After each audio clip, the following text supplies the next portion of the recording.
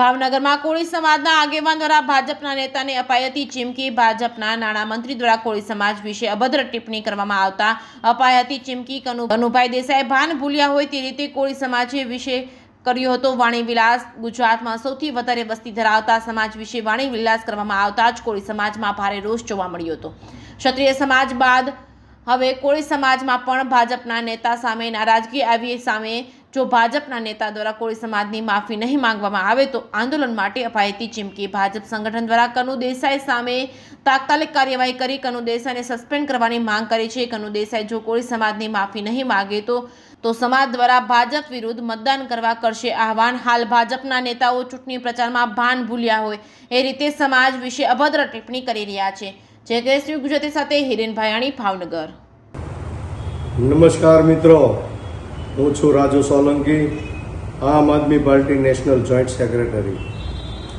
મિત્રો, ખાસ કરીને લોકસભાનું ઇલેક્શન જ્યારે ખૂબ નજીક આવી રહ્યું છે ત્યારે ભારતીય જનતા પાર્ટીના અહંકારી નેતાઓ જાહેરમાં મંચ ઉપરથી અવારનવાર દરેક સમાજ માટે, ધર્મ માટે, જ્ઞાતિ માટે બફાટ કરી રહ્યા છે અને લોકોની લાગણી દુભાય એ પ્રકારના નિવેદનો કરી રહ્યા છે।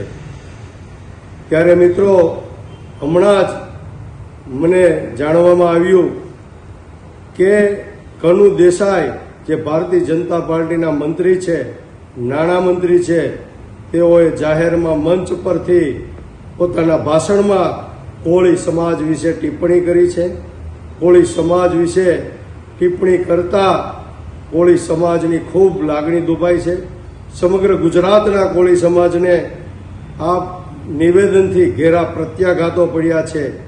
ત્યારે મારે કનુ દેસાઈને કહેવું છે, તાત્કાલિક કોળી સમાજની માફી માગો અને કોળી સમાજનું આવું નિવેદન દેવાનું કોઈ પણ કારણ નહોતું, છતાં પણ આવું કોળી સમાજની લાગણી દુભાય એ પ્રકારની ટિપ્પણી કરવી એ બિલકુલ યોગ્ય નથી।